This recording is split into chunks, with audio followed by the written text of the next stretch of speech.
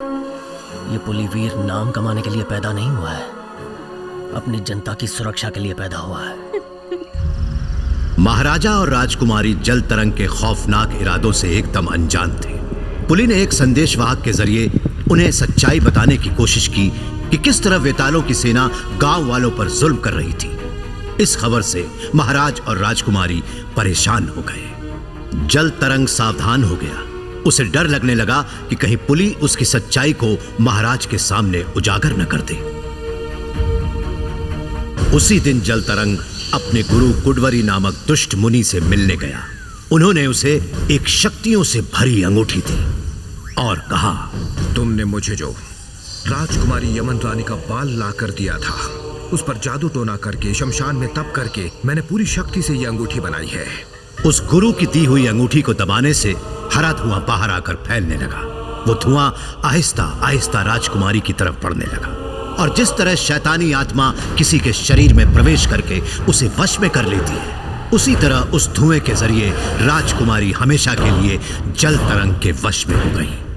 जल तरंग ने अपने काले चीते से राजकुमारी के पति को मार दिया। राजकुमारी ने इसे एक बुरा हादसा समझकर चीते को ही जिम्मेदार माना। सम्मोहन में कैद राजकुमारी की आड़ लेकर जल तरंग ने महाराज को कारागार में कैद करवा दिया। अब राजमहल उसकी मुट्ठी में था।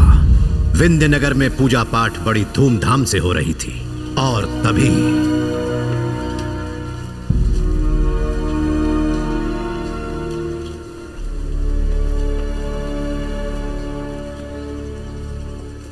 पुलिवीर,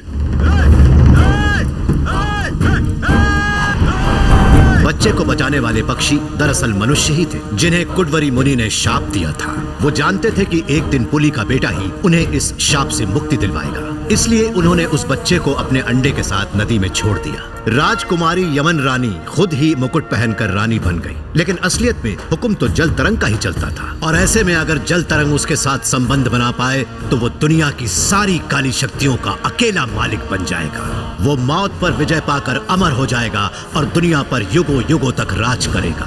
चारों ओर निराशा का माहौल था। जल तरंग की वजह से लोगों का सुख चैन चला गया। ऐसे में वेम्बुनाथ नाम का गांववासी अपने गांव को इस मुश्किल से निकालने के लिए दिन रात कोशिश कर रहा था। एक दिन जब वो नदी के घाट पर कपड़े धो रहा था, उसे एक आवाज सुनाई दी।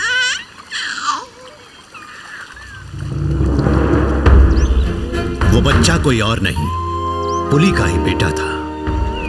वेम्बुनाथ उसे अपने गांव के एक आचार्य के पास लेकर गया।